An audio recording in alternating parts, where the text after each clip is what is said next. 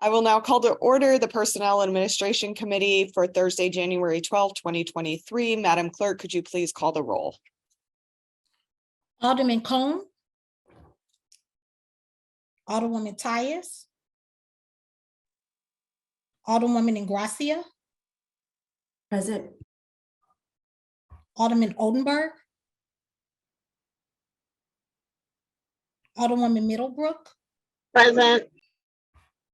Alderman Narayan. Here. Alderwoman Rice. Present. Alderwoman Schweitzer. Present. Alderman Page. Present. President Green. Present. Alderman Cone. Alderwoman Tyus. Alderman Oldenburg. We have 7 present. We have a quorum. Quorum being present, I will now ask for a motion for the approval of the minutes from Wednesday, December 7th, 2022, and Saturday, December 10th, 2022. So moved. It's been moved by the Alderman from the, I think, 5th. Is there a second? Second. Seconded by the Alderwoman from the 8th that we approved the minutes from December 7th and December 10th, 2022. Madam Clerk, could you please call the roll? Alderman Cone. Alderwoman Tyus. Alderwoman Ingracia. Aye. Alderman Oldenburg. Alderwoman Middlebrook. Aye. Alderman Narayan. Aye. Alderwoman Rice. Aye. Alderwoman Schweitzer. Aye. Alderman Page. Aye. President Green. Aye. Alderman Cone. Alderwoman Tyus. Alderman Oldenburg. We have 7 aye votes.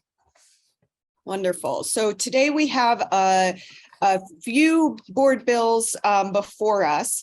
When we take up item number 1, should that be amended, we are then not going to take up item number 2 for today because we think that we found we know that we found a fix to be able to get item number 2 basically into item number 1 so that there is not a need for a charter change in order to create the specifications that we were going for. So with that, I will recognize Alderwoman from the 14th on Board Bill number 119. Good afternoon, Personnel Committee members. As you have before you, Board Bill 119, it presents a proposal for salary for the new Board of Aldermen of 14 aldermen. Hold on a minute, I gotta get my thing opened here. I was hoping that Ms. Garamella, Christina, could share that she had a informational sheet on different areas of aldermen and what they make. And I thought I had it here, but I can't find it. And I don't know if she's with us and she can screen share that. Let me see. I thought it was in here in the folder, but I cannot. Oh, wait a minute, maybe it is.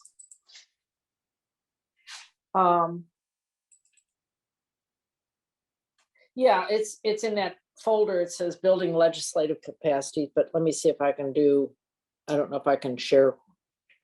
I don't know if I can share. Here it is, share content. Okay, screen, but I got to get it up. Okay.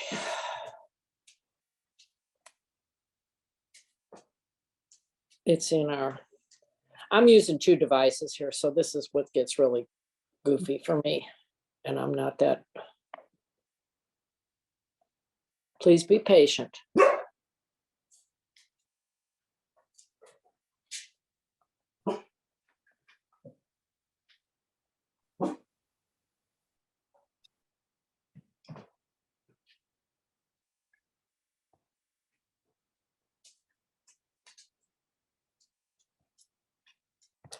Okay.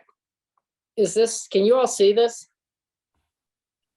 No, not yet. Okay, let me see if I can go back and find that. Well, I found that, but I don't have my. Can somebody that's more capable than me possibly share this on their screen? I mean, I hate to seem like a, but you all are so much more adept at this than I am, so. Is it the building? It's, Yeah, legislative building capacity? legislative capacity, yeah. Okay. Let's see Actually, I here. came from former woman of the 28th ward. And I thought I had it going to share it, but I can't, I don't know what I did wrong. Because I can see you, Megan. Oh, here, share the screen. Let's see if that does it. No, Hold on, I think I got it. okay, there it is. Okay, but if you look at this, it talks about the population, and I don't know, many of you may have already seen this. Population, the number of alder or city council members, and then the salaries are listed. It talks about cities with comparable population and same form of government. But if you look at the salary survey for peer cities, New Orleans, and what different cities make, it varies. I mean, there's no consistency on the number of people they represent versus the salary. So, and I don't know if this legitimizes what we're trying to do here, but I think the bottom line is we have to pay people what they're worth, whether they're the older people or city employees. And I think that $72,000 is not way off base, but I would consider, if anybody wants to amend this, I will consider it before we move on to the amendment. So, Madam President, if you want to, allow people to have input on this and discuss it, you're running the meeting. That's fine with me. But before we start adding amendments, I would like to know, should we proceed as the amount that is in the bill, or should we entertain some amendment on that? Okay. So let's go ahead, and I'm going to stop sharing if that's okay, so I can see everything else on my screen. All right. With that being said, why don't we go through in seniority and take comments on that. I'll start with, is Alderman Cone here? No. Okay, Alderwoman Tyus, any feedback on the amount, the dollar amount in the bill for salary? Thank you, Madam Chair, Chairwoman, and members of the committee. My feedback is that I support the amount that's in the bill. I told you I will put my name on it. I'm running for office, so it's not like I'm running from it. I made a very big mistake when I was a young alderperson. The former 25th Ward Alderman tried to change our structure of our retirement, and I thought I was doing good government. And I was not, and I voted against it. And he and I joke, because he still works for the city. We joke about that all the time, because sometimes you think you're doing great things. The Alderwoman from the 14th made a valid point when she said you have to pay people what they're worth. You should. I started out here. Told you guys, I took like an $8,000 to $10,000 pay cut to come to the board in 1991. And I got my check where I made $23,000. All these 32 years later, we make $37,000. When I started, they had just allowed people to that would work for the city and the mayors. A few years before that, Mayor Conway had gotten the charter changed, because for years we only let people make $25,000, whether you were the mayor or you were a top executive or whatever. So they changed that, and their raises have been much better than ours over the years. We really haven't had raises. It's like we're scared to acknowledge the amount of work that we do. And then the Post-Dispatch and other newspapers falsely assert that we are part-time. I have never been part-time. Even when I was sick and going to the hospital, my doctor will tell you I was on the telephone talking to Alan Jakowski and saying, hey, I'm getting ready to have surgery, but can you do this? I am never part-time. And I don't think most older people are part-time. And if they are so fortunate to be able to do that, because that's just not what my community looks like. And so I am not afraid to face my community and say to them, this is the value, and really it's undervalued. Let's also add that we're now going to double the size of our constituency. We're going to double the size. My size of my ward is tripling. Okay, so I got way more land. There's going to be a lot of expectations from those of us who come back. We pay our secretaries more than we pay ourselves. Nobody knows that. That is just self-hate almost. So I am not in support of taking the pay down any at all. I would say that any alder person, we may maybe create a two-step payment. For those who say we make too much, we can leave them at $37,000. I think that's a good idea for them. But for me, being here and being on the board for almost 23 years now, but being in politics for 31 years, I just don't even think it makes any sense at all that we try to act like that we shouldn't make this money. Now, I know some people are going to say, well, you're going to make more than, I don't know, first responders or whatever. And so does the mayor, and so does secretaries. And then there's a lot of people in the city of St. Louis that make more than them. The argument is not correct to say, well, you shouldn't get it because XYZ doesn't get it. It should be, let's up their pay also. When I was the chair of personnel, Public Employees Committee, I pushed and got the water employees substantial raises. I also pushed to have that comparison that everybody weighs around. I'm the one that pushed for that. It is not, the argument is never, well, I'm not going to pay you what you're worth or even near what you're worth because other people don't. The argument for me is let's pay everybody what they're worth. And that way we can have top flight employees or the best we can get. And hopefully we can again have people standing in line to work for the city and to be proud to work for the city. So I am in support of keeping a number just as it is. And I will put my name on it if that's what we do. As somebody who's actually running for re-election, and I want to be held accountable to my constituency as to why I believe that. Thank you. Thank you, Alderwoman Tyus, for your support, and I will add your name to this bill. Thank you. Alderwoman Ingracia.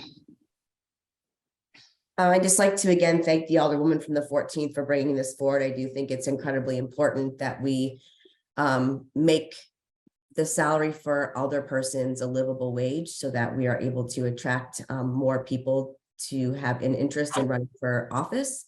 I'm not necessarily married to the amount that's in the current bill, but I'm happy to pass it out today and have a debate on the floor. I don't have any further comments. Thanks so much. Thank you. Thank you. Alderman Oldenburg is not here. Alderwoman Middlebrook. I agree with Alderwoman Tyus, and I think that the wage should reflect the job that we do. And that's all that I have to say. Thank you. Thank you. Alder Vice Chairwoman Rice.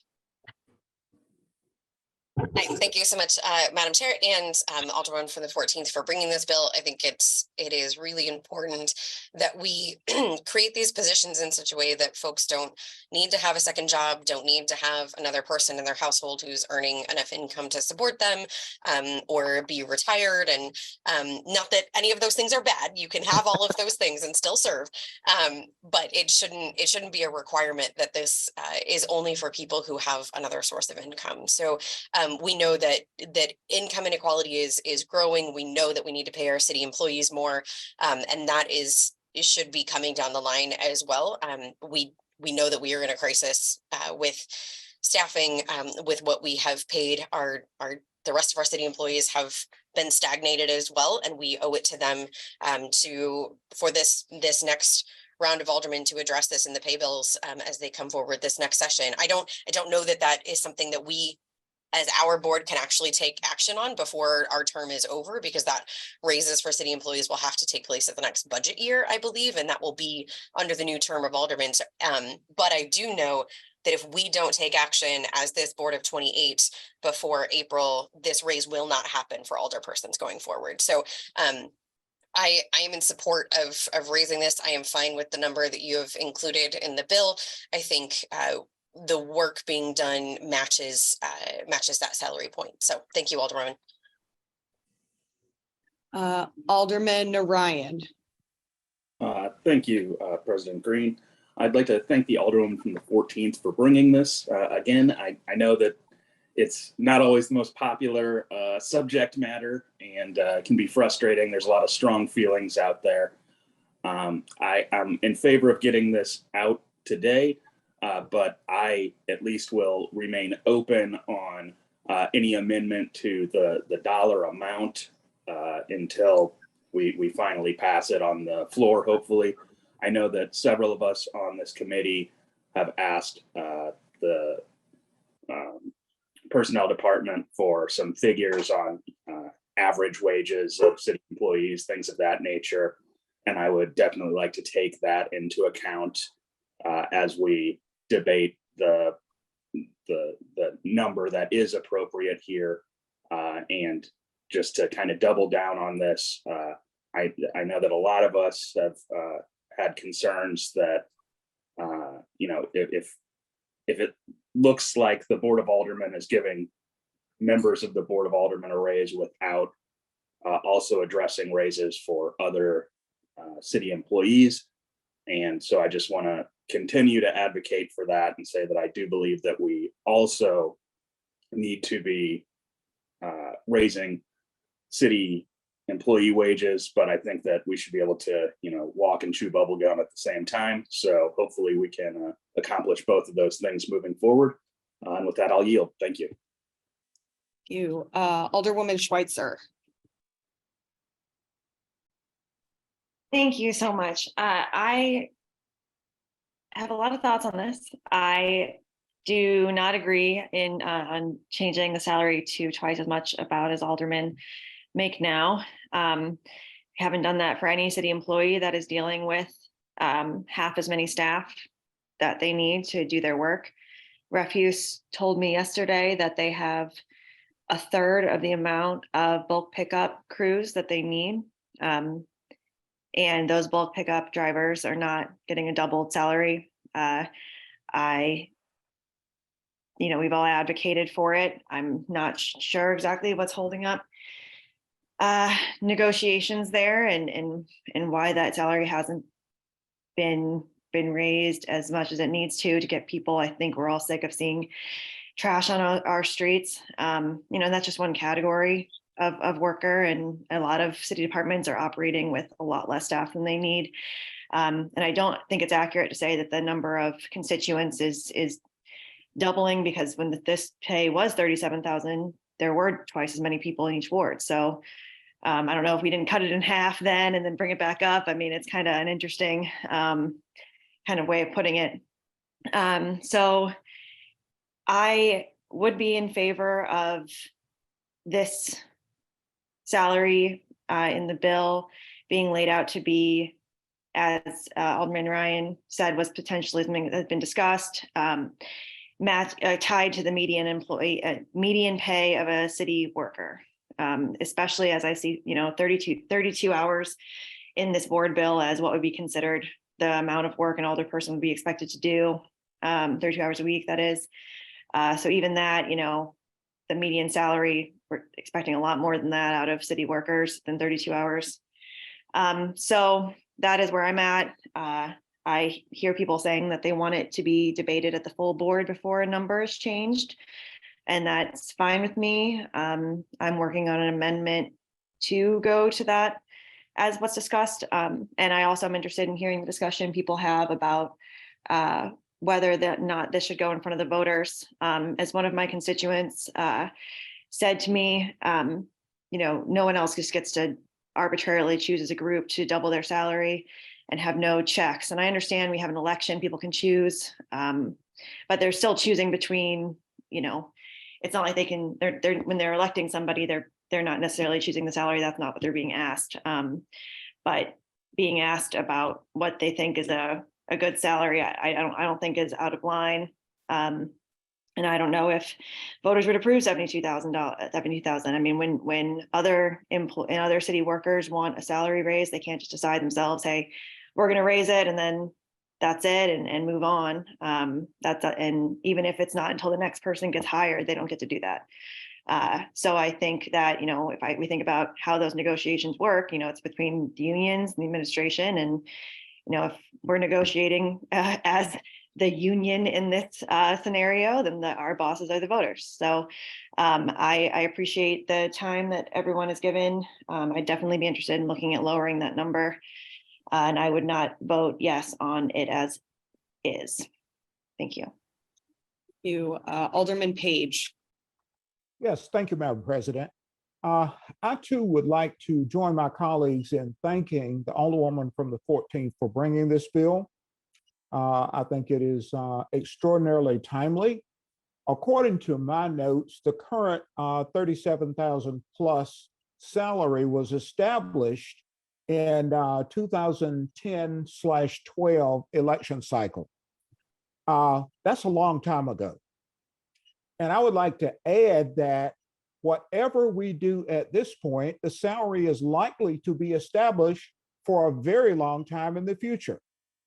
For the reasons that my colleague, the Alderwoman from the 1st, outlined, I rise in support of keeping the $72,000 number as outlined in the bill. And I support that number. And I would like to see this bill move forward expeditiously. Thank you, Madam President. I yield back. Looks like Alderman Cohn has joined us. Alderman Cohn, do you have any thoughts you want to share with us on the dollar amount? I do not. Okay. I would like to echo a lot of the comments of members of this committee.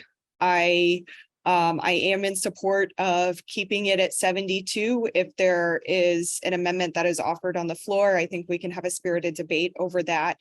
I do think that elected office should not just be reserved for people who are wealthy or who have a significant other who can support them, or people who do not have children that they need to have a salary to support, or have another business or other employment or whatever. I think that we're better when we are able to have a wide swath of people with a diversity of ideas represent us, and it's hard to do that when wages do not support being able to raise a family or be able to live independently at that level. I also want to make it clear that this is not an either or decision between raising salaries for aldermen or raising salaries for city employees. It is an and we will be doing it both. My office has been working on additional employee benefits in addition to salary that can support city workers, and we hope to have a few things that we are bringing in front of the Board of Aldermen in the coming weeks. We know that union negotiations are continuing and maybe wrapping up shortly. And once those union negotiations are completed, I am confident as a Board of Aldermen that we will be here to support the fruits of what came out of those negotiations in terms of a pay bill for city workers. And so I just want to make it clear that the deadline for us in doing this is because we must raise this before the new Board of Aldermen takes place, or else we will have to wait another 2 years for another election cycle in order to raise it. And I do think, as many of us know, I know we sometimes get a bad rap from the public. And I do know that many of us work way more than full time. Even people that have other jobs, I think often still put in full-time hours to being an alder person, and that, you know, we are the people that often get calls at 2 or 3 o'clock in the morning if there is a crisis in our neighborhoods or in our wards. And it is often difficult to take a break because of the amount of needs that our city has. And so I do believe we have to honor work with pay for what people are worth, not just for the Board of Aldermen, but for all city employees. And so I think I do speak for the entirety of the board in saying that, you know, this is not either or. We will be moving forward with a pay bill for city employees and for additional employee benefits so we can attract and retain the workforce that we need now and in the future. So with that, I will give it over to Alderwoman Howard again. Yes, I appreciate all the comments and the support. I also would like to add that, you know, as the voters vote for you, they vote whether they should pay you the amount of money and whether you're worth that amount of money. So, and that's why we have elections every 4 years to run for alderman or any other public office. You know, they're timed and they, you know, are on a regular basis.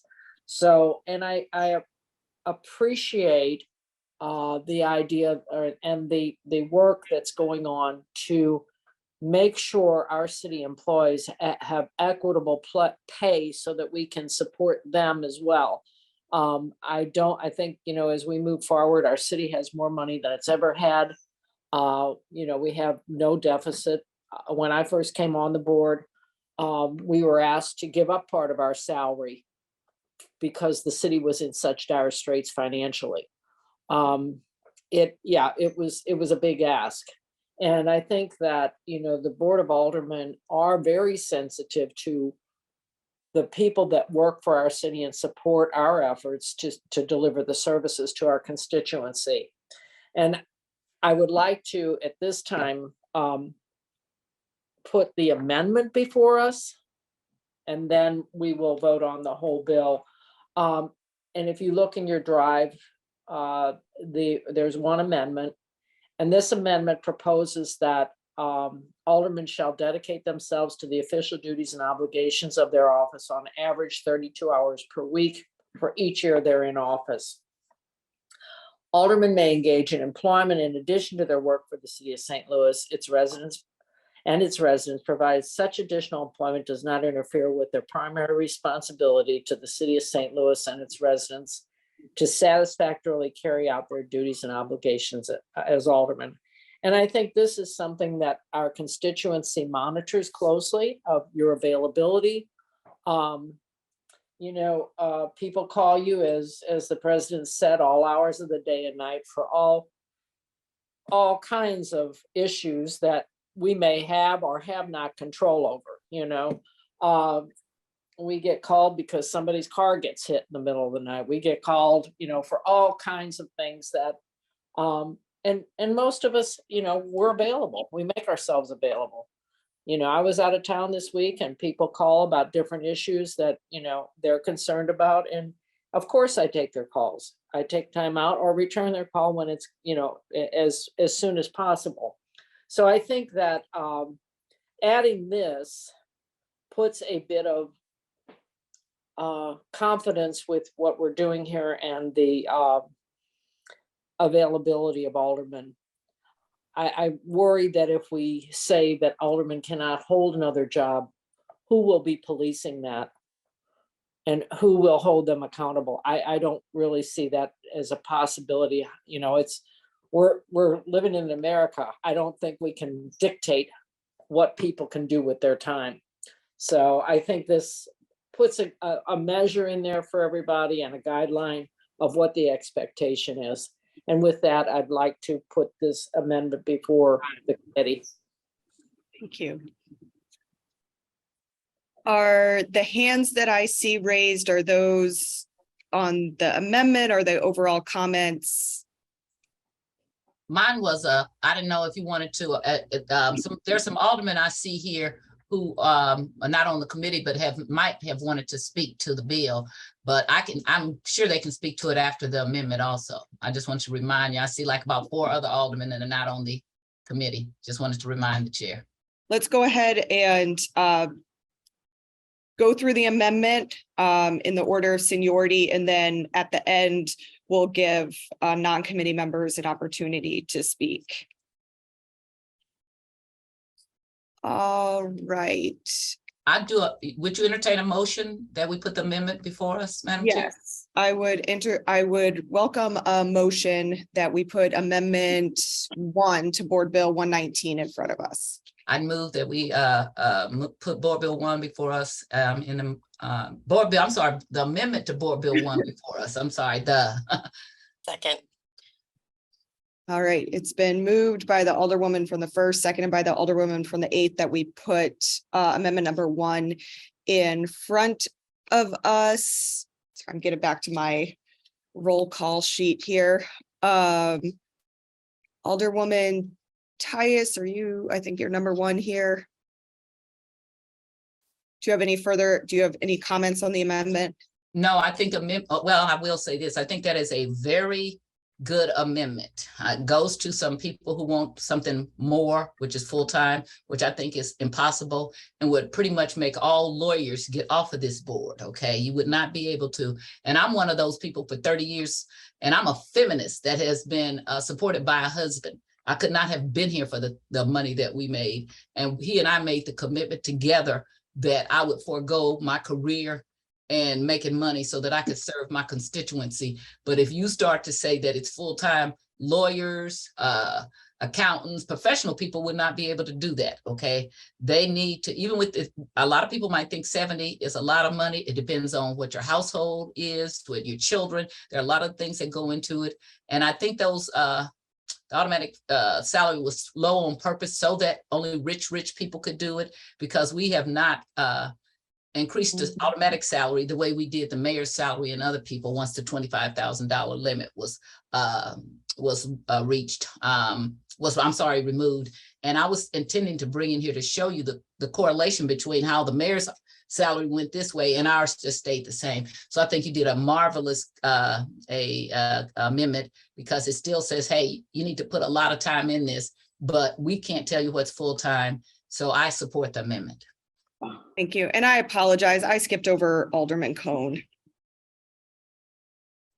So we will go back to Alderman Cone now. Can the Alderwoman from the 14th read that amendment again? Or can the clerk? It is in the drive if you're able to see it. I'm on my phone, which I can't be on my phone and look at the drive at the same time. Okay. Hold on. And plus I have people calling and texting me at the same time. Like I can't do everything from my phone. It's a busy job. As we Yeah. know. Okay, hold on. Now I got the clean copy. I want the marked copy. Oh.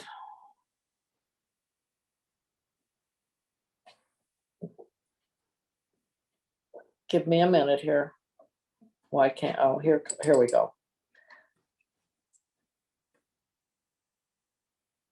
Aldermen shall dedicate themselves to the official duties and obligations of their office on average of 32 hours per week for each year in office.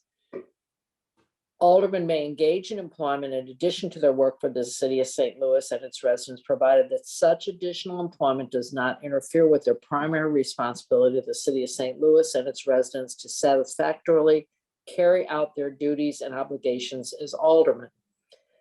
This section is, well, that's the severability clause. So that's the amendment. So an average of 32 hours a week to carry out their duties, is that, did I understand that correctly? Yes. So what are the duties is this, I mean, that's not something that's clearly defined in the charter. I constantly get asked, well, what does an alderperson do? I've come up with my own clever definition of what an alderperson does, from, I kind of always tell people it's a three-prong approach. One, you act as a legislative body, so you deal with the legislative affairs. You act as a conduit between citizens and city services, and you act as a cheerleader, promoter Yep. for your neighborhoods that you represent, yada yada yada. But that's my definition. That's not in the charter. So what is there a definition of what those duties are? Because that's not in the charter. And if this amendment gets adopted, then essentially it becomes law, and laws generally have definitions around what these things mean, and we don't know what that means explicitly. And so, is that the time that we spend, drafting an email in response to, someone from the media who's not a constituent, or is that the time that we spend on social media dealing with various issues that come to our attention there, whether they're city business in nature or political in nature, because we deal with both, and some would argue that the nonsense that happens on social media is more of the politics side of the equation versus the city governance side of the equation. And so that argument could be made that we're not actually acting in an official capacity on social media, generally speaking, even though that can sometimes zap, minutes, if not hours out of a day, sometimes for some people. I don't have a staff that manages any of that stuff for me, and most of those are my own personal accounts. They're not city accounts. So I'm just kind of curious, have we had any discussion with the city councilor around this definition? Is there any, I brought this up at a previous committee hearing around a requirement of this sort. I just think it's important for us to have clarity around these issues so that the expectations are very clear with people, so that we don't get in trouble down the road. Would you like to draft a job description, I guess is what you're asking for? We could add this? Could I chime in on that? That is one of the things that the transition committee is working on, is a job description and aldermanic responsibilities. And so I do anticipate that's something that the transition committee will be coming forth with. And I guess my fear is that once that's drafted, I mean, we all know that our responsibilities have fingers every which way. And once you can it, does that mean people say, well, that's not my job? That's not my, yeah, I mean, or That's you my cleverly put in there, I work in human resources, you cleverly put in there, or other duties as assigned, which means that everything underneath the world becomes your issue as well. This just is such a problematic, I really struggle to understand, one, why this is so much of an issue, when a job description in and of itself would be very limiting, unless you literally just put in a little verbiage at the end saying other duties as assigned. But who assigned them? Well, Yeah. exactly. I mean, it's just like, it's opening up a huge can of worms that it doesn't, I'm not the type of person who would just be like limited to the prescription of a job description. I would do, as much as I could. However, there would be absolutely nothing preventing someone else from, basically saying, well, that's not in the job description, and then every ward has different needs. And, I cannot even fathom what and why we're spending so much time trying to deal with something that is kind of a problem in search of an answer, or an answer in search of a problem. But getting back to the amendment specifically, I could not vote for something that is so vague and ambiguous. 32 hours average a week for duties. I mean, without a definition of what we're making this law, people. To be clear, this would become law. I don't feel comfortable making a law that leaves that much ambiguity out there. So, that's my take on it. Happy to listen to the rest of the discussion. All right. Alderwoman Ingracia. I don't have any questions or comments. Thanks. Alderman Oldenburg, not here. Alderwoman Middlebrook.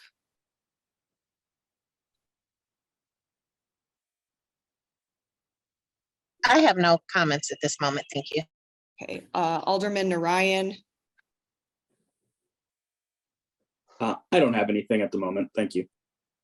Oh wait, I skipped Annie. I'm sorry. It's on the wrong order on my sheet. And so Alderwoman Rice.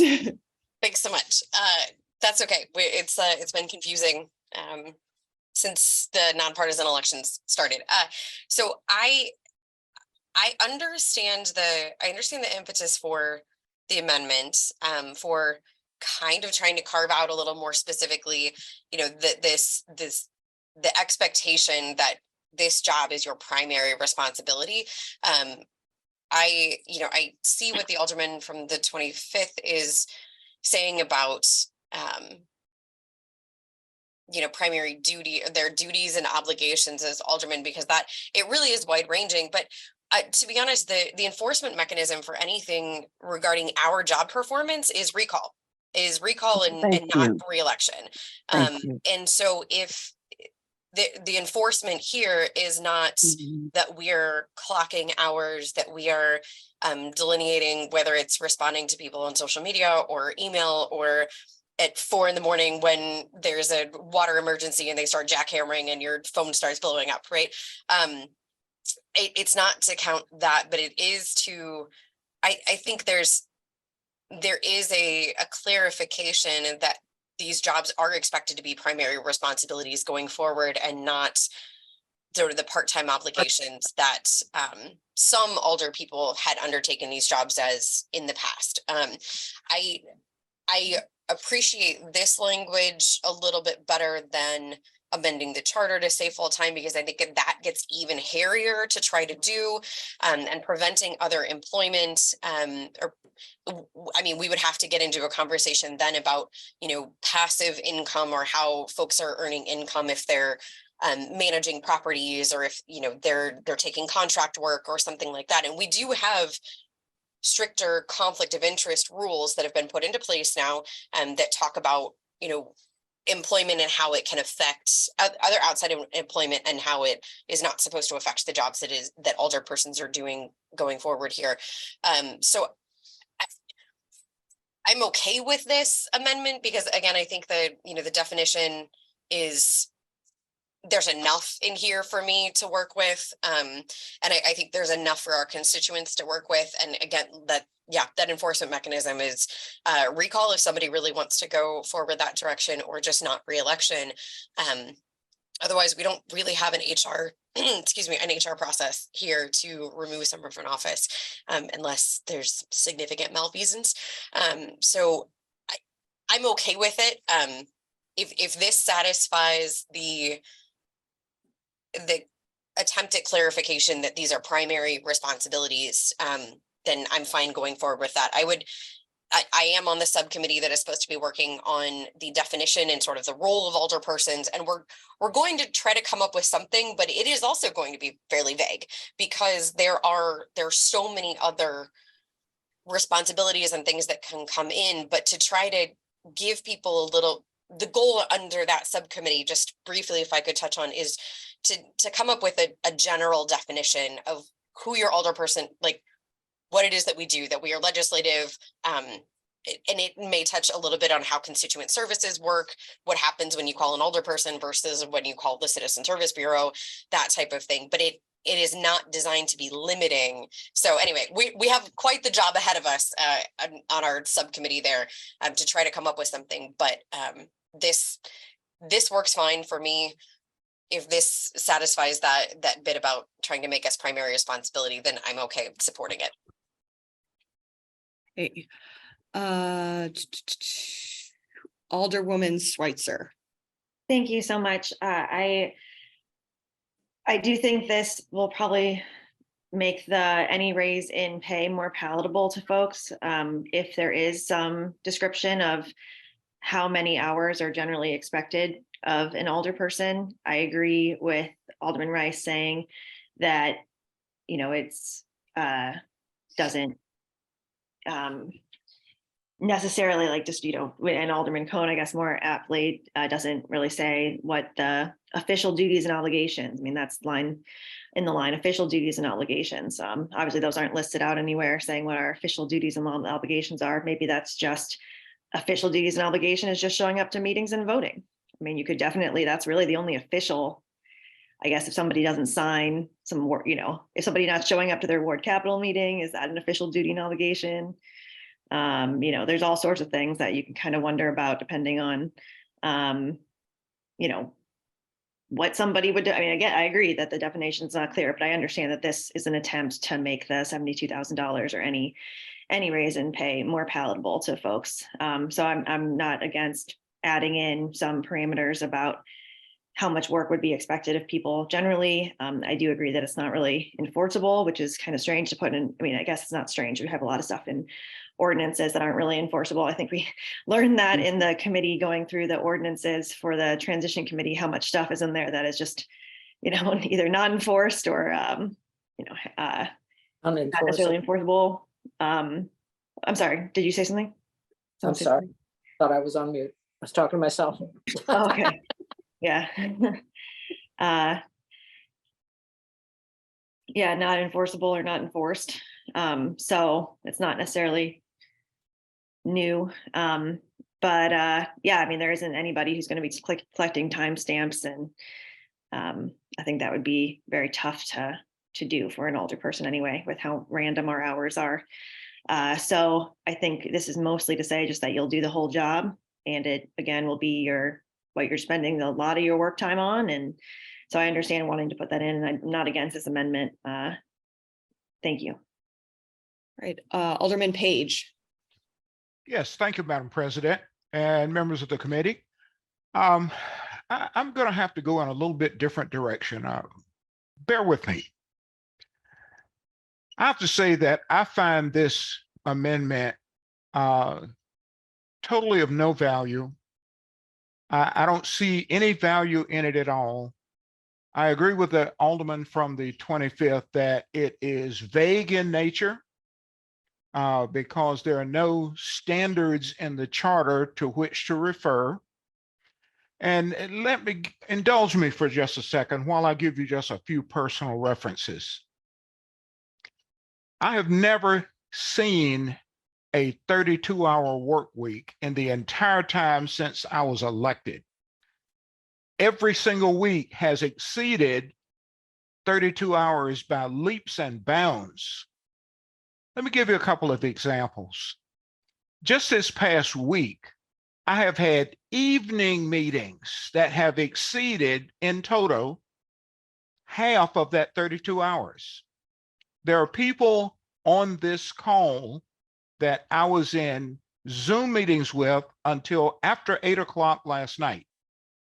Once that meeting ended, I was busy at my desk writing documents until 11:45 p.m. last night when I submitted the document. That's how this job goes. I think this trying to put framework around the time an alderperson spends. Now, I'm speaking for myself. Maybe there's that alderperson out there who manages to get their work done in 10, 15, 24 hours a week. I've not met that person. So I don't see any reason for this amendment. I don't see any way at all I can support it. We have mechanisms in place, such as recall elections when our constituents are unsatisfied with our performance. So I just had to throw those comments in. I appreciate your indulgence, Madam President. I yield back. Thank you. If I could say a few words and then I'll go to members who are not on the committee and then back to members of the committee. First off, I just want to make it known that the 32 hours came from the IRS and sort of standard accounting practices is that in order for a job to be considered full-time, a person must work a minimum of 32 hours per week. And so that is the reason that 32 was chosen, not some arbitrary number, but because that is what constitutes full-time employment. And we recognize that most members of the Board of Aldermen probably work more than 32 hours already. But instead of just saying full-time, which is a pretty vague term, this does align ourselves with those general accounting practices that state that 32 hours or more is required for something to be a full-time job. As far as the duties are concerned, when we take our oath of office, we swear to faithfully discharge the duties of our office. But in that oath, it does not say what those duties are. It does not elaborate upon what those duties are. And I think it is up to voters to decide either through re-election or for recall whether we have met their expectations for what those duties are. And I'll also say, as somebody that, prior to being in elected office have worked multiple full-time salaried positions. I have never clocked in and out for a salaried position. There has always just been an understanding that if you are being paid a full-time salary, you're working full-time hours. You know that some weeks you might work, a 50 or 60 hour week. Other weeks you might work, a 30-hour week. But on average, you are working at least 32 hours per week if you are holding full-time employment. So that was some of the impetus for this, because we continue to hear this narrative in the public of, oh, we're part-time, and they want to, they're looking to raise salaries for part-time work. And the reality is very few of us have been part-time or are part-time, and that I think we need to be able to clarify going forward that this is a full-time job, and part of the rationale for paying a higher salary is because we are full-time employees. So with that, I'll go to Alderwoman Davis. Excuse me, Madam Chair. Sorry. We haven't voted to put this amendment before us yet. Yes, we did. Did we? Yeah, I thought Alderwoman Titus made the motion, didn't she? I think she made the motion. The motion and we didn't vote. Sorry about that. All right, well then let's go ahead, and before we move on to Alderwoman Davis, it was motioned by the Alderwoman from the 1st, seconded by the Alderwoman from the 8th. So let's go ahead and vote on that. Alderman Cone. Alderwoman Tyus. Aye. Alderwoman Ingracia. Aye. Alderman Oldenburg. Alderwoman Middlebrook. Aye. Alderwoman Rice. Aye. Alderman Narayan. Aye. Alderwoman Schweitzer. Aye. Alderman Page. Aye. President Green. Aye. Alderman Cone. Alderman Present. Oldenburg. Alderman Cone. Alderman Cone is present. Alderman Oldenburg. We have 1 present and 8 aye votes. All right, Alderwoman from the 19th. First of all, good afternoon, and thank you for recognizing. I just wanted to put a little of my thoughts to this. because you're going down a rocky road that will present some serious problems in the future. The IRS, when you read the extent of the rules there, it does not pertain to political positions. That's the first thing. It is only geared towards corporations and or entities that employ individuals based on hourly wages and blah, blah, blah, blah. It takes about 20 minutes to read all of what that actually says. So let's not just throw out a little bit because we don't want to confuse people. The other part to this is some people have aspirations to try to supervise alderpersons, and that is impossible to do, nor is it required, because the only supervisors that alderpersons have are their constituents. They are there to serve them. The constituents will determine whether or not you're doing a good job, and the mechanism was put in place for recall in order for them to show their dissatisfaction, if they have any. The other part to this too is, if you in this body pass this, then you must have another piece of legislation that says, since now we want to determine whether or not we're full-time or part-time, or what that means, are we now going to have another rule that says, if the public comes to us, then we will give some kind of deliberation process on whether or not an alderperson is full-time? You're opening a can of worms. I know you're trying to satisfy something that got out of control in the media based on someone's political campaign that they're running. And that's the wrong thing to follow in behind. It is absolutely wrong. And so what I want you to do is think about this still some more. You have plenty of time to deal with it. You have time after the March election to come back. You have a few weeks between March and April that you can make some determinations, and maybe even use that time for this campaign process through March to hear from the public in a more fluid way. So don't always rush to try to solve something that really doesn't need solving, because it takes care of itself, always has. And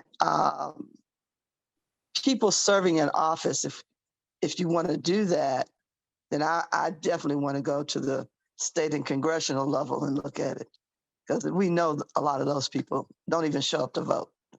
So those are my comments, and thank you. There any other members not on the committee who have comments? If so, please raise your hand and I will recognize you. All right, then Alderwoman Tyus, you're recognized. Thank you, Madam Chair, members of the committee. When I first heard about this full-time versus part-time, I was adamantly opposed to the whole thing full-time, because I have never been anything but full-time, and I think that was catering to the press and the misinformation. I had not looked at this amendment, and when I read this amendment, which is very different than the other board bill, which calls for us to be full-time, this is what it says. Aldermen shall dictate themselves to the official duties and obligations of their office. The official duties and obligations are different for all aldermen, depending on what ward you serve, the size, or whatever. That usually I want things to be very specific. I'm always standing on that floor saying you don't have a definition. This is one of those few times in the law when you cannot make it specific. If you go to the charter, it doesn't say what our official duties are. The only official duties I can tell you are we should show up and vote, but we also should read board bills, which a lot of us do not. I do, but we should be reading those board bills before we vote. I do. That's why I can tell you what it says on page 452. But the fact is that that's our official duties. Then there's always that unacknowledged, but you do you got to have ways to service your community. When they call you and they need constituent services, you do that. Some people have an easy way to do constituent services. There are people who have constituents who have lots of emails and texts, and you can hit a button, boom, you get them. There are other people who do not have that, and so you have to call, mail, and it's a lot harder. So you cannot make a definition for alder people because it is different in each ward. What I liked about this is that when you talk about duties and obligations, which you did not define, which I think in this case you should not have, but I also like on an average of 32 hours a week. You did not say you have to work 32 hours every week. There are some weeks that you may work 32, some weeks that you probably make 42, 52, but it was just an average. I think this was a way for us to put out to the average person out there who was saying, why are they getting this raise? They are not even taking into account, and I think the Alderwoman from the 13th said, well, doesn't mean you're getting double the constituents, but what you are doing, if we were negotiating, you are getting rid of 14 wards. So we used to pay each of those people $37,000. So that's the $74,000 that we're talking about, or $73,000 without a raise. So we don't have the same amount of personnel. We don't have to pay the benefits and things. So that just right there on its basis is why you get to 73. Me, I would say more, because whoever said this, and I can't remember, we're not going to get a raise in 10 or 20 years. And even if we don't pass this, and we passed it when we came back, only the people who are odd numbered, we get the raise. The people who are even numbers, such as 12, would not get the raise for 4 years.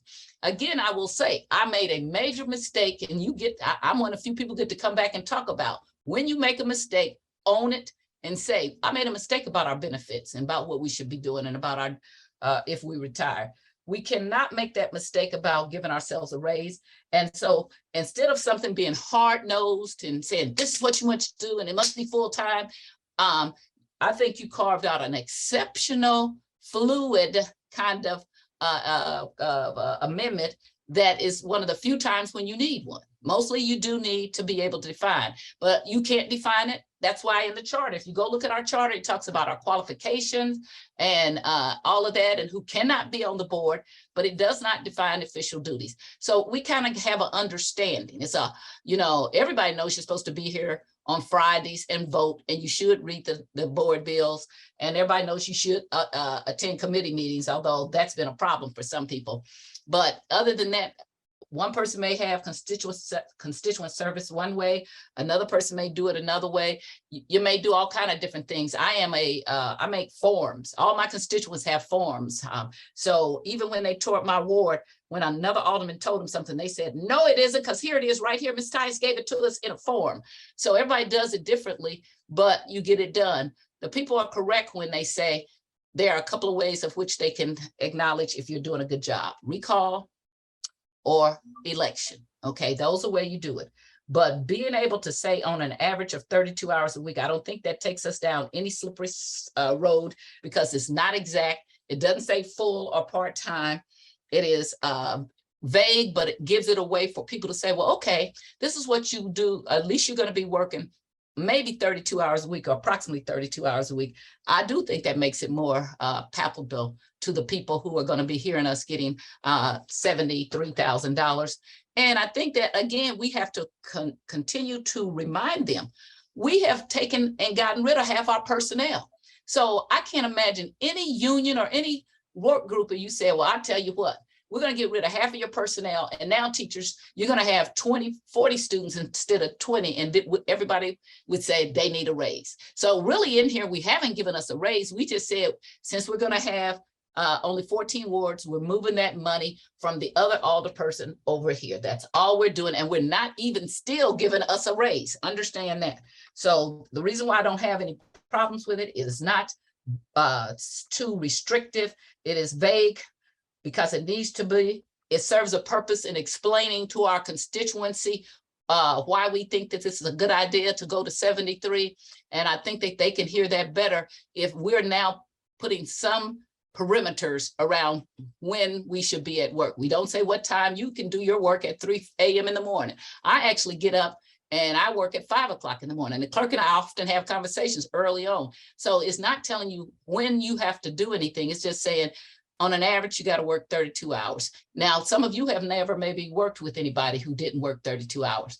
I unfortunately have, which is why we had the alderman that just was previous here from the 22nd Ward, because I got rid of that person because he absolutely did not work 5 hours a day. So I did one of the things I hardly ever do. I went over to a ward and said goodbye.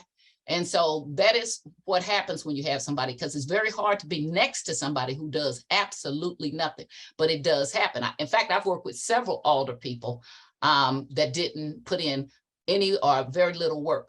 And it does make a big difference if you're trying to work and you share a street and one side of the street has 50,000 vacant properties. And everybody's like, well, how come your properties are all taken care of? Because I'm putting that work in. I know the Alderwoman from the 19th puts that work in about vacant building.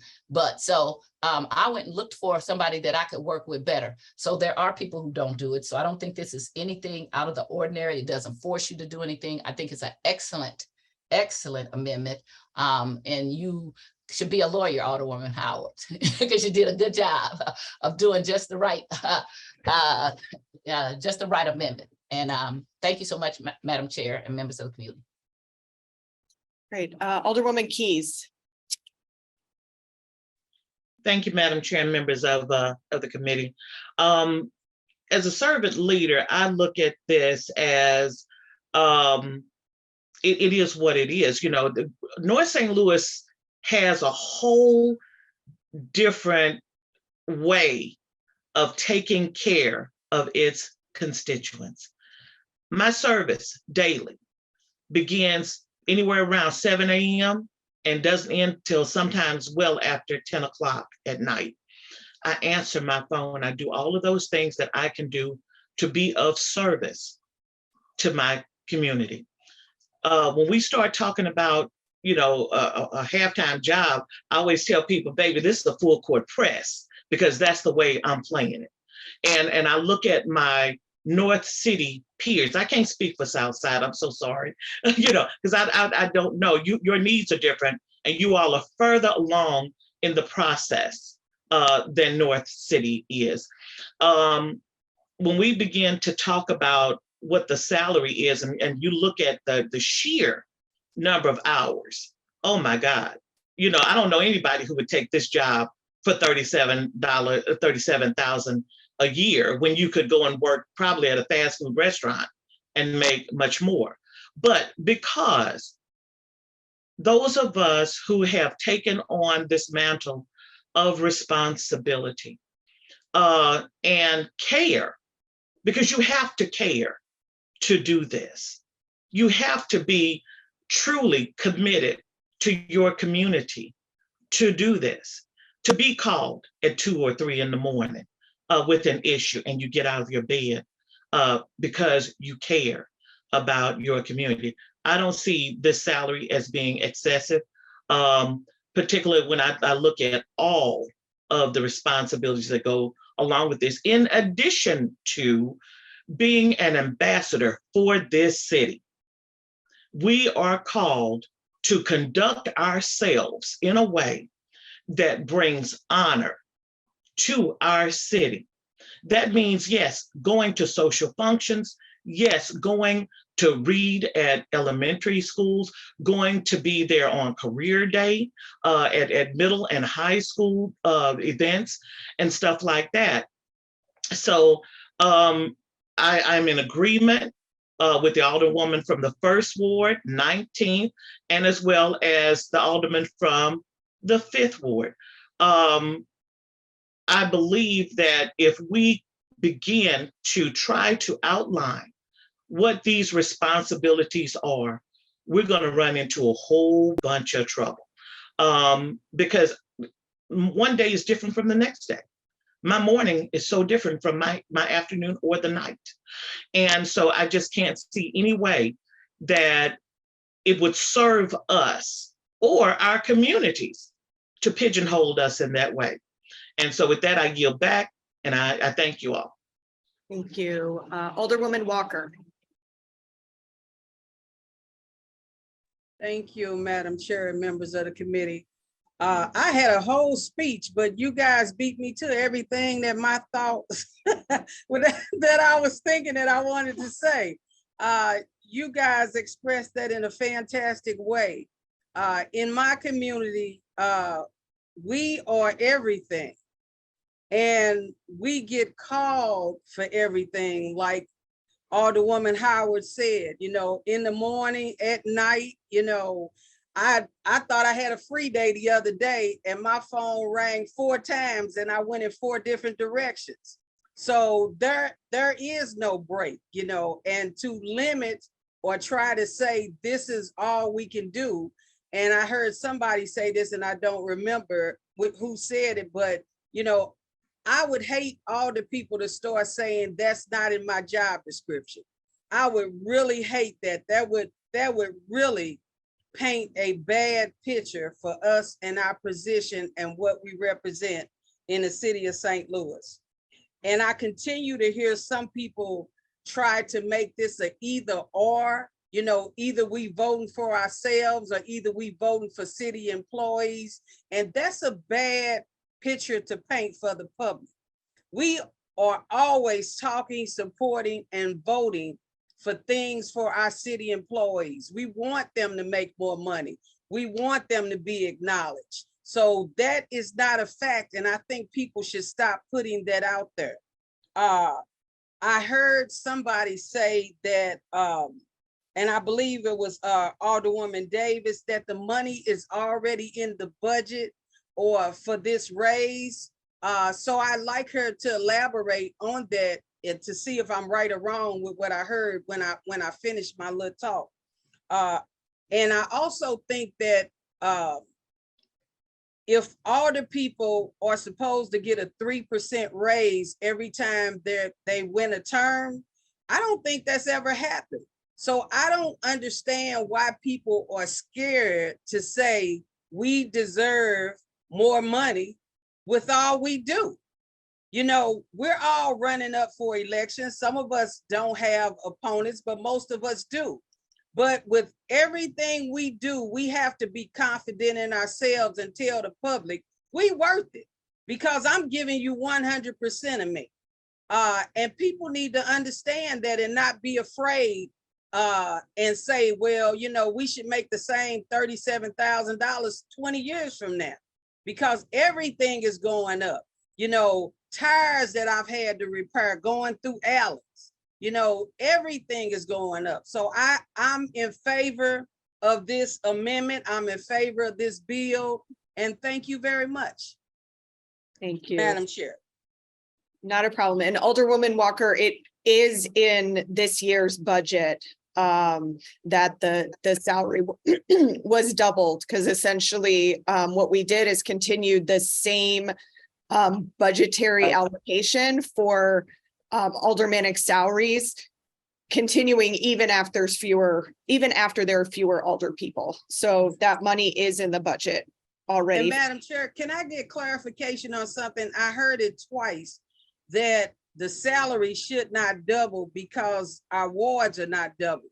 Now my ward has like approximately 8,500 people. So we're going from 85 in the 22nd to 20,600 and something, I believe, in the new 13. So how is that not double?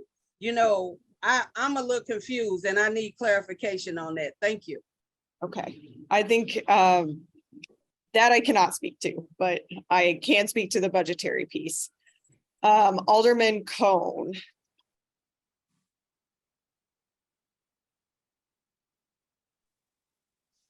Thank you, Madam President. I wasn't sure if you were going to speak to the budgetary piece or not. That was, anyway. I do want to, thank some of my colleagues for the additional perspective here. And I pulled out my laptop. I have the board bill language in front of me. I do think it is written very well, and I do appreciate that. I guess where I become concerned, and I'm not going to really talk too much about the job descriptions because I think that that's a separate issue. But to kind of piggyback off of some of the concerns, it's not just where wards are located, that become problematic from a job description perspective or expectations of voters. I would add to that mix, the seniority of someone as well. I chair the Transportation and Commerce Committee. As a result of that, I'm also on the Planning Commission. I'm on the Airport Commission. I'm on the Port Authority. All of those have their own meetings as well, which become part of my official duties. There's no one job description fits all in this scenario. So, and I know other committee chairs have, other commissions and boards that they're a part of as a result of their chairmanships as well. So I would just add that to the mix. But to be clear, that's not what we're voting on here. We're not voting on a job description. We're voting on this amendment. I do understand, the 32 hours, to be considered full-time, per kind of like IRS regulations underneath wage and hour law and, general accounting practices and things of that nature. I have a lot of questions associated with that, some of which I might need to kind of defer to some of the folks in our personnel department. But with respect to, again, just official duties and obligations and, the expectation thereof, official duties is very clear to me. That's our board meetings. Those things, though, generally speaking, I would think, and I chair a committee. I am on a number of boards and commissions. I am on, I believe, 3 other committees, if I'm not mistaken. And then our full Board of Aldermen meetings on Fridays.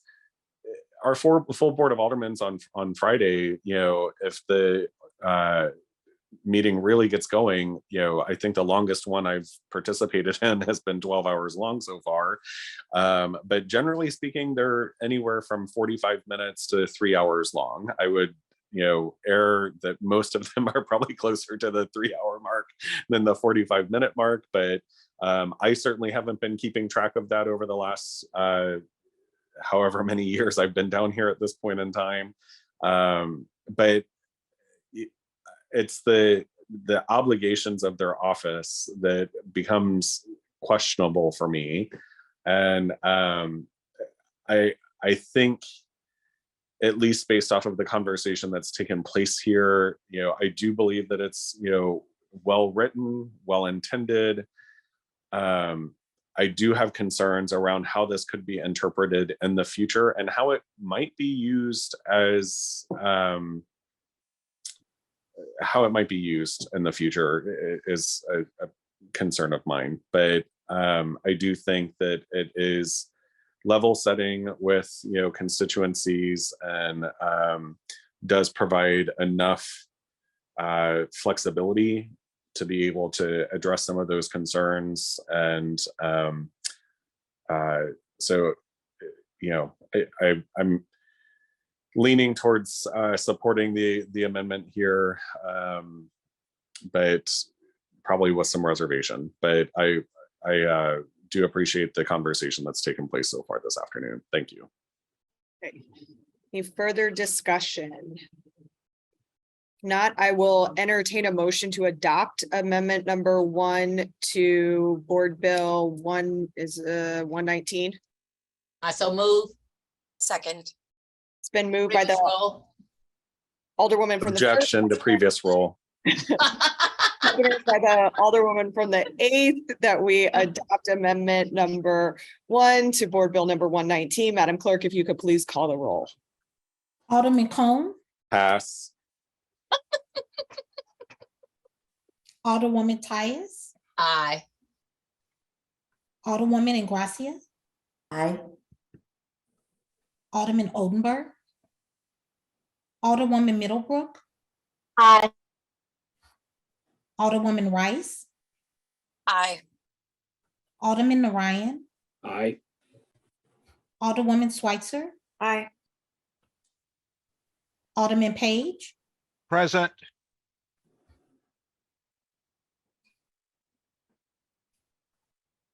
Chair Green, Aye.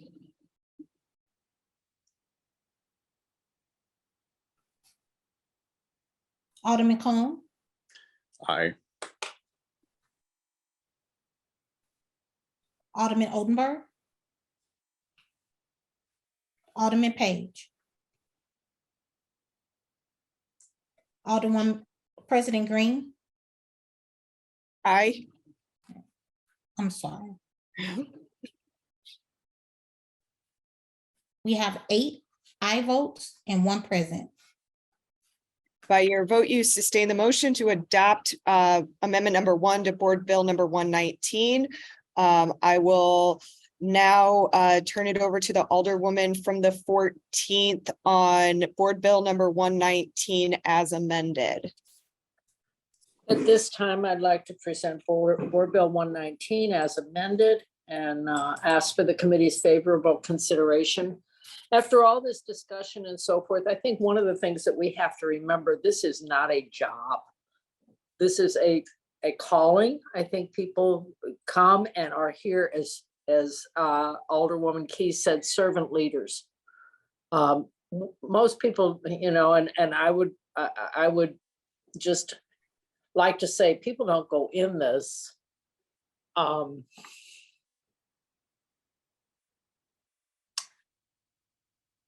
to be on the take or to be recognized. I think it's truly a calling.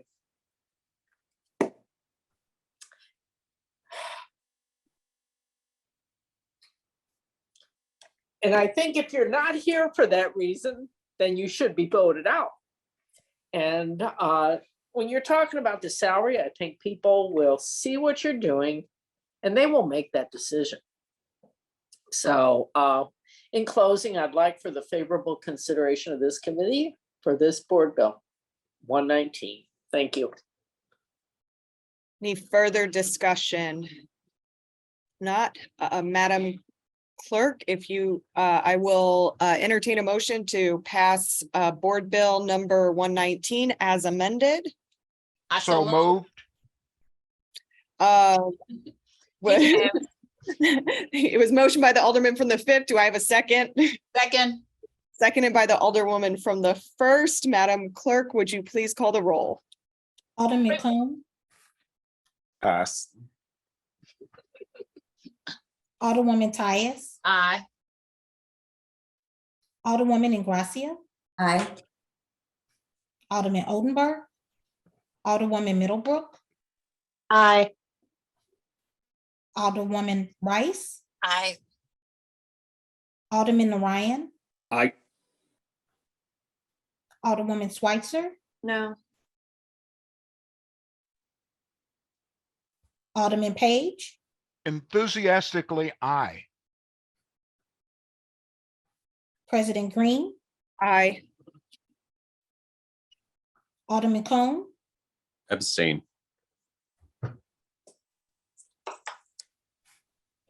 Alderman Oldenburg. We have 7 aye votes, 1 no vote, and 1 abstain. By your vote, you sustain the motion to pass out Board Bill number 119 as amended with a do pass recommendation. Alderman Cone? Thank you, Madam President. I just wanted to take a point of personal privilege. I don't think we actually got to comment on the bill before we took the vote as it was amended, but I do want to just say that, you know, I was abstaining from voting on that because I am the only person on the committee that is running unopposed. And since this would potentially directly, you know, affect me, you know, post swearing in, I wanted to abstain from voting on that. Thank you. Thank you, Alderman.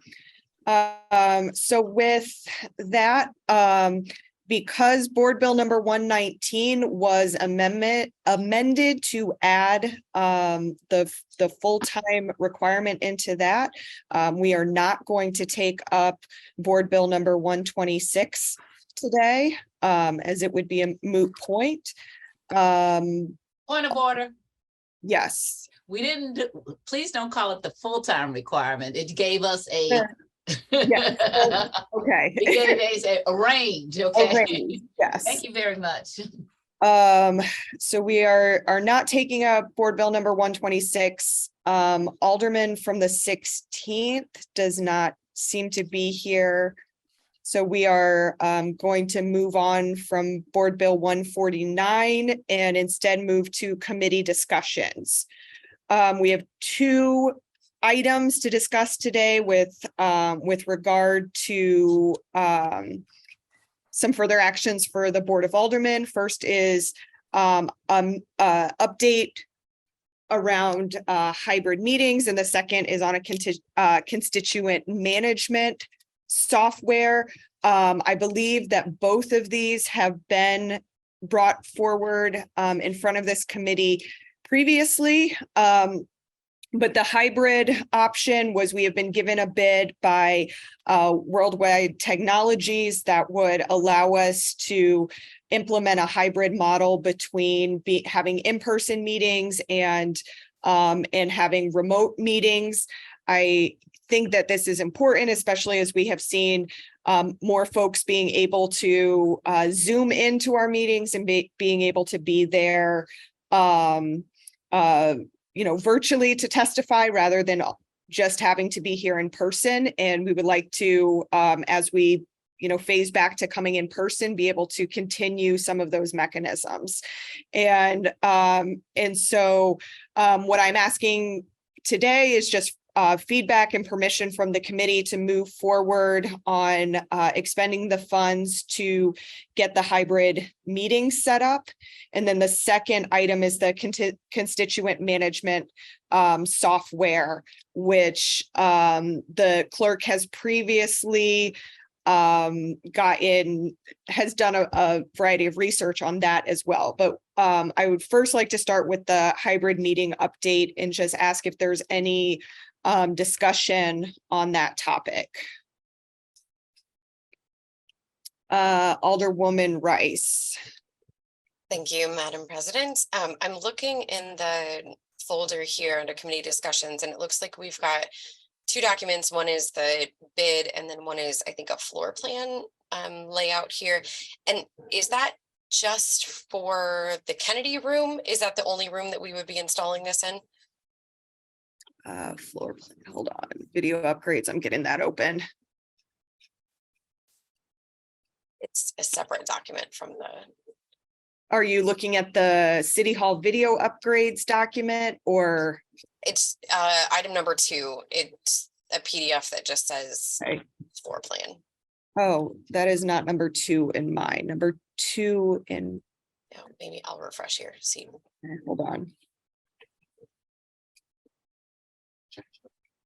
Okay, it is chamber and Kennedy room is what these improvements would be for.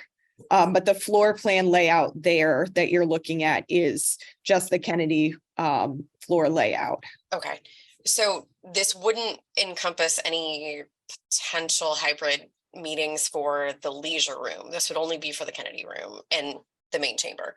Correct. Okay. I think it's a great idea to do. I think there are lots of city council chambers and meeting spaces that have this type of thing in place already. And I think that works well for constituents as well as members to participate in.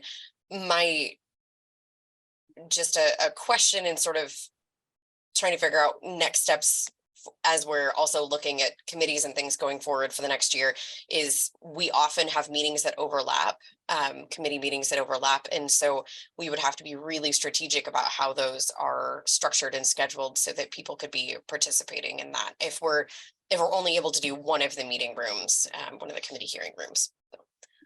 And it may be that we commence this will give us the capability of also having it so committee members could be virtual or in person as well.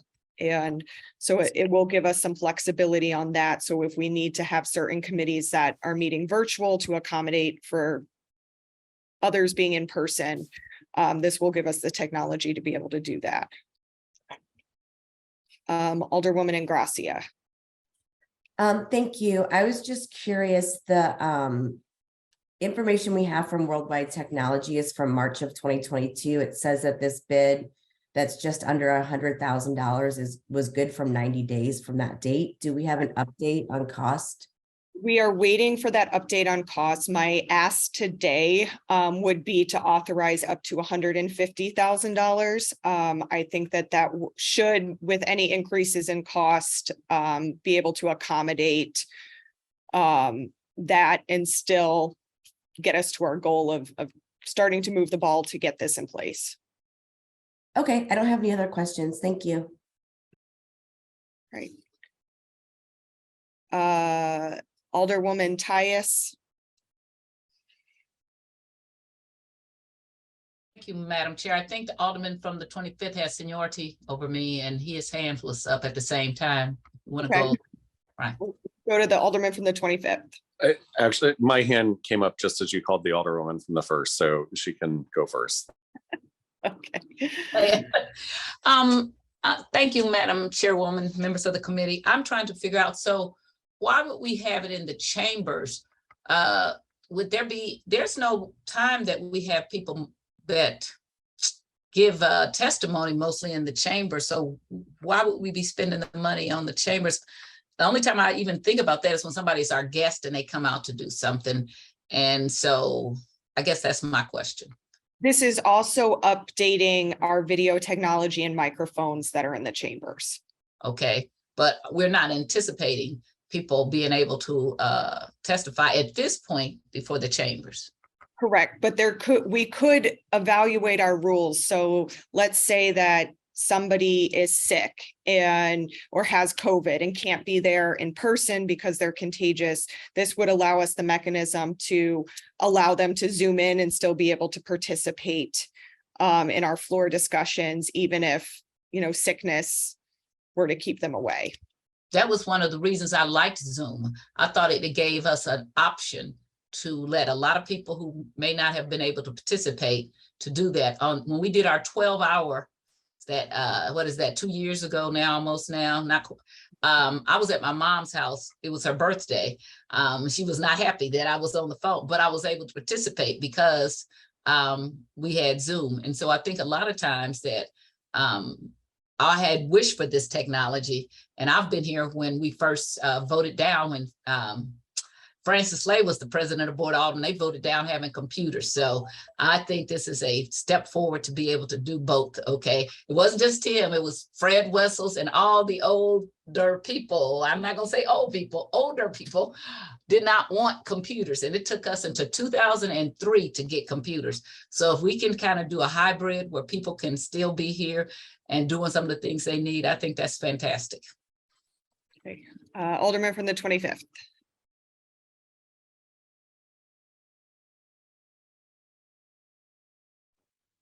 Thank you, Madam President. I'm just curious, updating the technology in the chamber, how, if and how does that impact SLTV? This is working in conjunction with them. One of the things that they have discussed with us is the challenges around some of the microphones and that they're outdated. A number of them aren't working correctly. When you watch us on STL TV, it looks like we're straight out of the 1990s. And so this would allow for upgrading all of their technology that they're using in the chambers. Okay, so this isn't replacing SLTV or staff per se. This is just upgrading equipment, and they're supportive of it. I know their equipment is terribly outdated, as we all experienced during our first meeting back in person over at 1520 with the microphones in particular. So that's great. The second item or question that I have is we've also approved budgets for improvements in particularly the chambers with respect to kind of air quality, HVAC and whatnot. Is this being done in concert with that? I mean, it's a historic chamber, it's a historic building. There's a lot of complications that can happen with that. I hope that we're not like damaging too much of the like historic character of the chamber as well. And so I'm hoping that this is all being done kind of thoughtfully and in coordination with the other improvements that we have going on there. So what we approved were the temporary filtration devices, That's not the overall, HVAC Yeah, upgrades for the chambers. So that is a much more expensive prospect. The temporary filters are already in place, and that's the reason we're able to come back into the chambers tomorrow. That I don't think that they need to be done at the same time. But in subsequent personnel committee meetings, we are going to be having some larger scale discussions about bigger improvements to the Board of Aldermen. great. Okay, thank you. Alderman Narayan. Thank you, President Green. Just a couple of quick questions, just to kind of piggyback off the Alderman from the 25th's comments. The displays, and I guess they're going to be freestanding. They're not going to be anchored into the walls or affecting any of the art there or anything like that. No. Okay, cool. And then is the idea here that the general public would also be able to dial in to these meetings to give testimony through this system, or would this be exclusively for aldermanic use? No, this would allow public to continue to Zoom in or come in virtually, even if we're meeting in person. Okay, great. Yeah, I think that one of the very, very few pluses to the time that we've all spent virtually is the increased feedback that we've been able to get from people who may not have the time, energy, or desire to go down to City Hall to committee meetings in the evening or the middle of the day or anything, but they may be able to step away from their desk for a minute to Zoom in and give some thoughts. So I'm glad that we will see that continuing.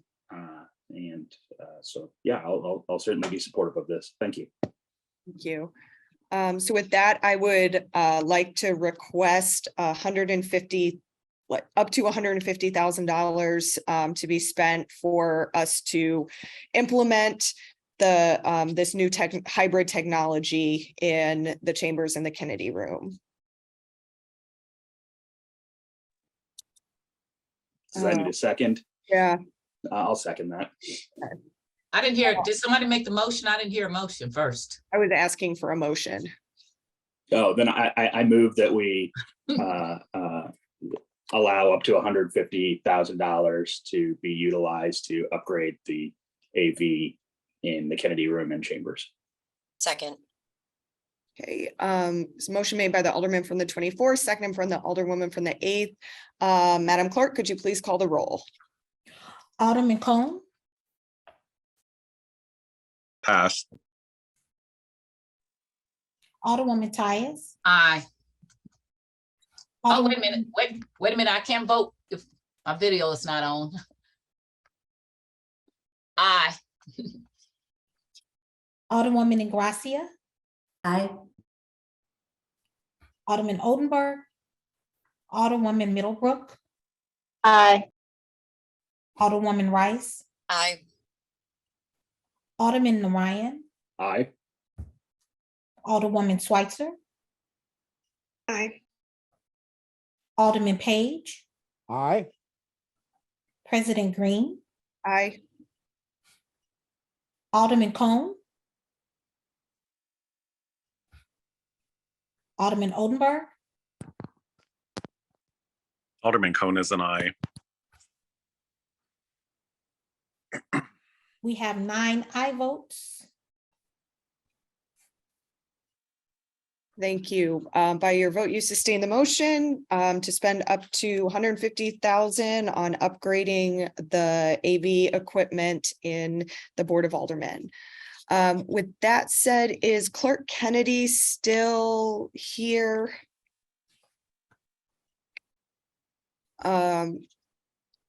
If he is here, I would like to. He's not still here. Clerk Kennedy has been compiling information around some constituent management software. And this is basically software that would make it easier for us to track calls that are coming into the Board of Aldermen. Say, somebody calls us, and instead of just sending the email to alder people about, so-and-so called with X complaint, it would allow us to keep sort of a database record of some of those calls that are coming in, what we did with them. We could say they called on this date, they were referred to Citizen Service Bureau, whatever. It would also give us some ability to send constituent newsletters or constituent emails to folks without having to do that through campaign committee accounts or campaign software, actually having a governmental entity that could manage those kind of communications. There has not been a software that has been decided on yet. He has been compiling information, but I just wanted to open it up for a little bit of discussion about constituent management software. And I think in a subsequent meeting, we could ask the clerk to come in front of us with the various options, and we could look at that before making an ultimate decision on it. Alderwoman from the 19th. I'm sorry, I'm still back on the chambers. I just need to ask the question for myself personally. Has the chambers been cleaned yet? Have Because they? the carpet has never been cleaned. No, the carpet has not been cleaned. We need a larger capital discussion around the chambers, and may need to switch out carpeting and things like that. Because technically it's not, even with those humidifiers to do a minimal amount of, they have minimal ability to clean the air. The germs and filth and dust that comes from that carpet is really harmful. Yeah, we are working on that longer term plan for upgrades. The chambers has been approved by use from the health department. Okay. All right, thank you. Alderman from the 25th. Thank you, Madam President. Sorry, that kind of derailed my thought process there for a minute, but I think that this is way overdue. You and I have had this conversation in the past, but we just have not been supporting the kind of legislative body as we should from a constituent management perspective and providing support services for that. And, certainly in IT infrastructure so that we, have the tools to be able to manage that outside of our own, personal resources and campaign accounts and things of that nature is very much overdue. I would like to add to the conversation, though. I'm not sure if this is the appropriate time, so I'll defer to you, Madam President. But I'm pretty sure that at least 99% of the alder people that are currently elected have a cell phone. And it would be very helpful to have a city-issued cell phone for official business purposes, which I know many of us have landlines. My landline at City Hall has not been working. I don't even know if there's a number for it. Generally, my constituents have the switchboard or my secretary's number downtown to be able to call them. And of course, my personal cell phone is plastered on every bathroom wall between here and Pensacola. But I think it would be very helpful and very professional of the Board of Aldermen to be able to issue a city-issued cell phone, also for the purposes of being able to adhere to our local and state sunshine laws. That would be a very helpful tool as well. So again, not sure if this is the appropriate conversation to have, but since we're talking about constituent relationship management tool, cell phones are things that we all use very regularly and that our constituents reach out to us, and in some cases, to have those conversations.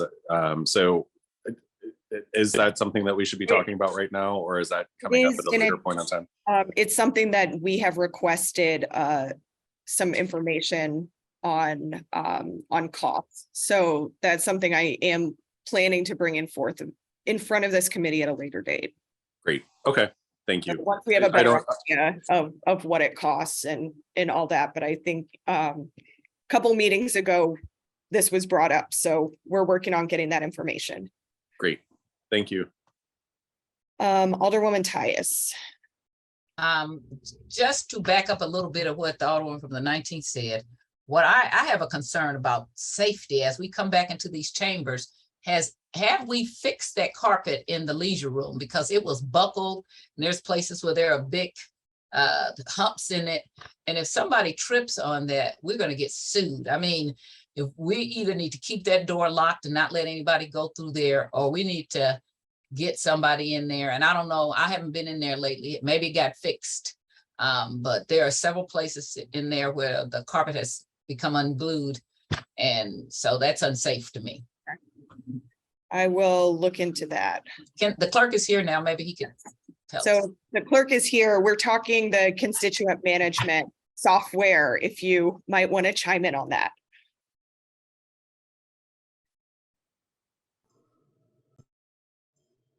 Good, I'm unmuted. The staff some time ago looked at several different software that can be used for that.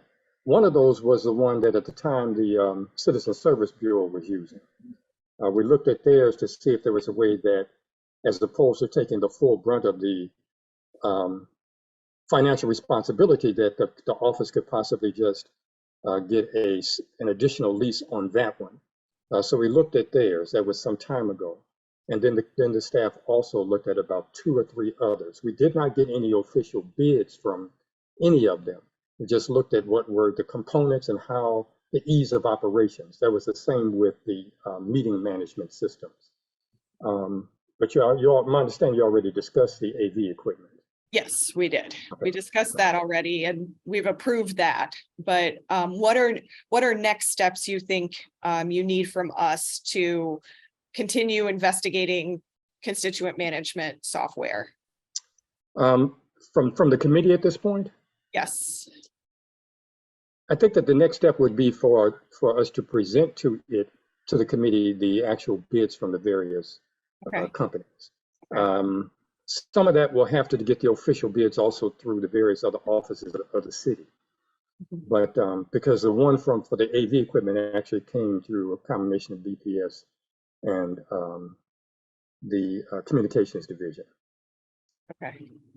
So it depends on what we'll do is be able to present at least 2 or 3 different possibilities depending upon what they ask. So right now it's just a report that needs to be made to the committee on where things are in relationship to the last discussion. Okay.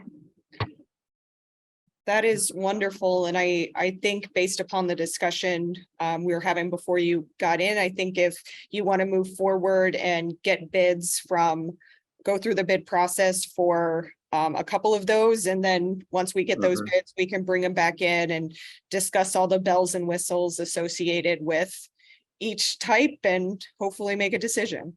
Okay, very good. If I made the communications division will be very grateful to have the new AV equipment in both the chambers and the Kennedy room. Because those microphones are going out. Yes. So we've approved up to 150,000 for that. Knowing that bid that we have is a couple years old and probably a lot more expensive at this point. So, okay. All right. Well, thank you. Thank you. Any further discussion from members of the committee? I want to know from the clerk, Madam Chair, if we fix that rug in the leisure room. That carpet. Yes, the carpet is buckling in some places. There's been, have we repaired that, or is that still? Because if somebody trips on that, and it's a known fact. If I may, there has not been any official repair. I mean, we stood on and tried to stump it down to make it more flat. Okay. But it has not been officially fixed. So my request would be, if we're coming in tomorrow, that we keep that door locked and not invite the public in. And that would be a free legal opinion, okay? Because if somebody gets hurt on that, and we need to bring at least what's the people who handle the building to see if they can just stretch that carpet and glue it back down or something like that, because that's a known hazard, and that would really open the city up to a lawsuit if we don't fix that. If we follow the protocols that we developed before, that room would be locked. Okay. We did not want people to be able to come straight in the front door and walk past the receptionist and go through the office through the leisure room. So But I that don't even room, that door is supposed to be locked. I really don't think aldermen should be going through there or anybody else, because you just may not, even the staff, okay? We need to get that fixed, even if it's a temporary fix, or take that carpet up and maybe we have marble underneath there. Okay, and that would probably be better. There was a time when people thought carpet was the great thing. And in African-American community, it's not. As a landlord, I've taken all my carpet up and put a vinyl looking hardwood floor down, which is much better for the air and everything else. So I'm just hoping that maybe we can keep it locked even from the staff for tomorrow. Thank you. Alderwoman Howard. Yes, I have the same concern as the Alderwoman from the first. And the other question I have is, do we have people up in the gallery? Is that correct? There will be people allowed in the gallery. Is there any security that we're going through or having those people go through? It's a little concerning because we're kind of sitting ducks down there. And looking at the temperature of what goes on nationally and locally here, it's a little, there's when people have become quite agitated up there, and it's made me a little edgy sitting down there. And I was wondering, is there any security being put on in force for those people that will be entering that gallery and looking down on us? In the past, the city marshals, when that is used, had someone, they kind of float between both places because they didn't have enough staff to have one person in the gallery and on the floor at the same time. Are there any metal detectors that they go? I guess they go through metal detectors, but some of them come through the back to get into the building. And I don't know that they're screened. I really don't know if they are screened all the time, and that's a little disconcerting. Knowing the climate we're living in right now, and everybody got a gun. They're supposed to be screened when they come into the building, and so we bank on that. But they do have a person, a city marshal, who does kind of look up and control both parts. It has been some time since they've assigned someone specifically for the balcony because they didn't have the staff. Right, I know, and we've had SLMPD there also at times, but I just would like to know that they've been screened and aren't carrying weapons. Right.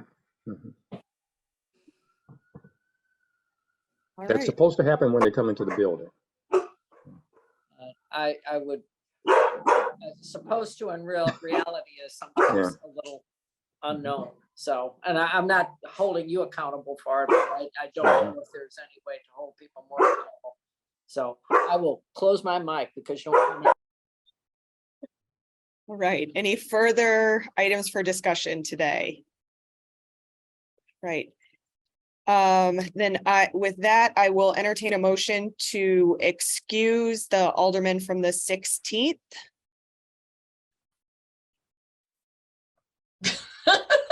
So moved. Anyone gonna second it?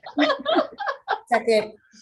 Okay, it's been moved by the alderwoman from the 8th, seconded by the alderwoman from the 6th. So we excuse the alderman from the 16th.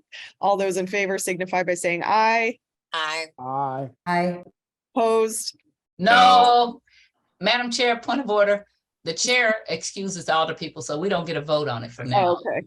Okay. All right, thank you. That was fun though. Yeah, I know. I just took advantage of it.